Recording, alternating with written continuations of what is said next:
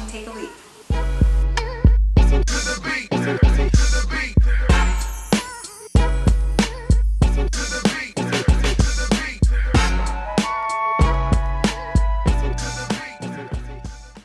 I'm Cherie. I'm Rhonda, And we're about to take a leap. to chronicle the lives of African American expats. First stop, Florence, Italy. Next stop, Rome.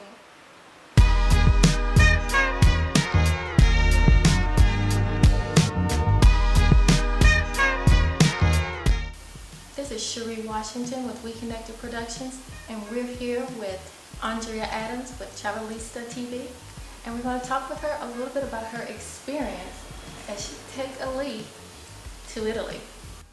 What brings everyone to Italy? Love. Italy happens to be one of those places that it just captures your heart. It's beautiful. There's so much art and history and tradition and great food, amazing wine. You've committed yourself to moving to a new country, and you know that this is where you want to stay, whether it's for work or love or study.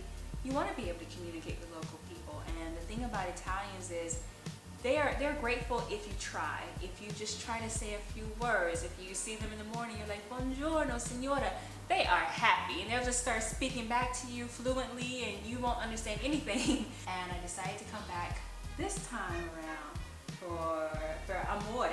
That's why you come to Italy.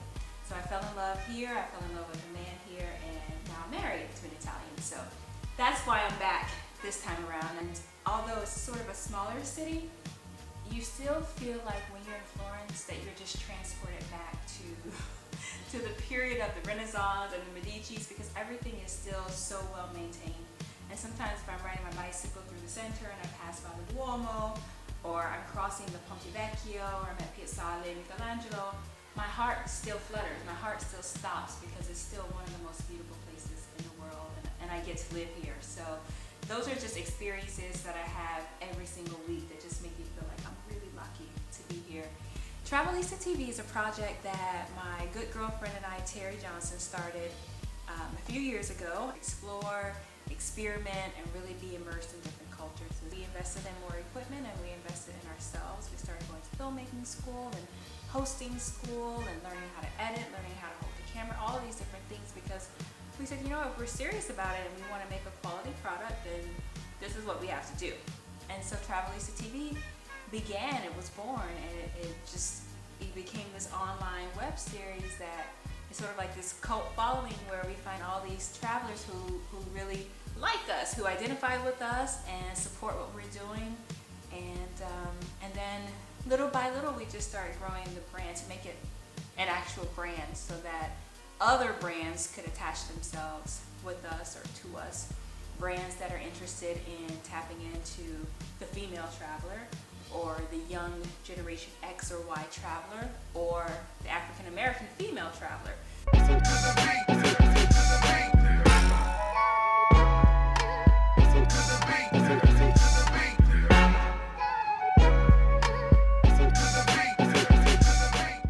Moving to Rome and Italy in general has reignited my creativity and my love and appreciation for the arts.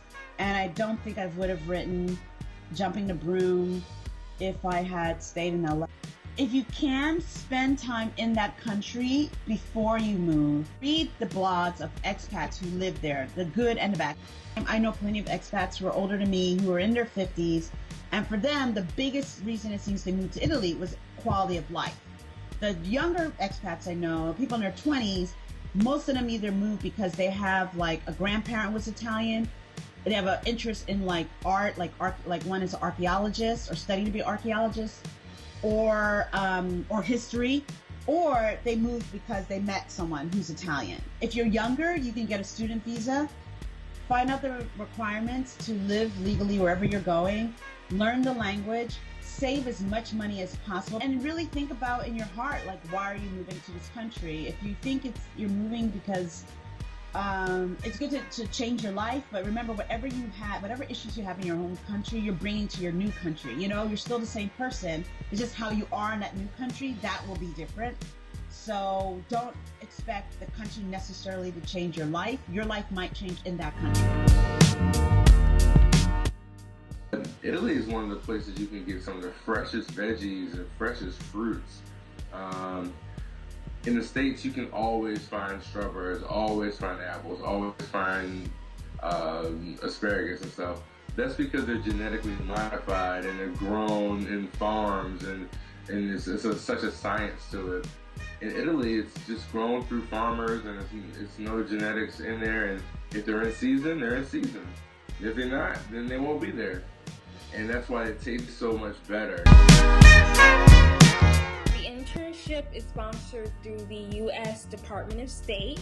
Internships are strictly unpaid. Like getting through the application process on usajobs.gov, that's where the application you're able to apply at. And basically I applied earlier in the year, around between January and early March, for a fall internship. My first choice was Rome, Italy, and then from there I was able to choose the USUN, which stands for U.S. Mission to the UN Agency's Food and Agriculture. I have been researching and finding issues relating to food development, humanitarian aid, international development.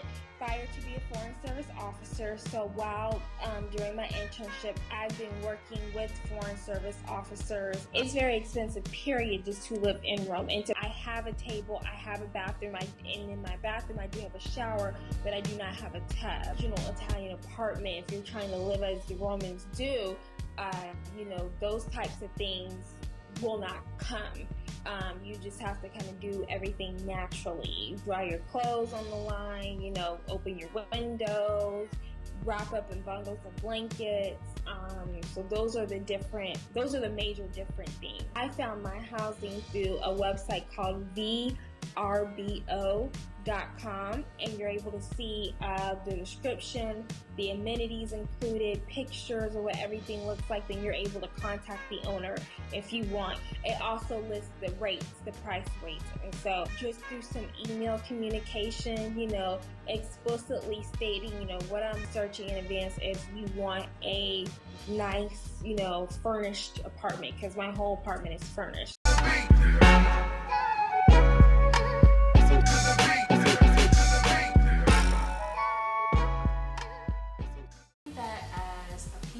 African Americans are traveling, and that we do travel. We could definitely travel a bit more and travel to many different places than the few places that we do travel. But I'm definitely seeing more and more African Americans traveling, at least throughout Europe, some places in South America, and always, I think, throughout the Caribbean. I think that if we get over our fear of whatever it may be, some people have a fear that they won't be accepted or welcomed in another country, which is really not true. And then I think probably the biggest fear is that we don't have enough money to travel. So that is one of the biggest hurdles that we as a people have to get over. Sort of getting out of that small mindset and thinking that you can't do it or that's out of your reach, and really realizing that it is within your reach. First thing you need to do is get a passport, and then figure out where you want to go, how much money you have, and who you want to travel with. And even if there are people who sort of drop out at the end and they can't go, they don't want to go, you go on anyway, and you have your experience. Thank you for watching Take a Leak.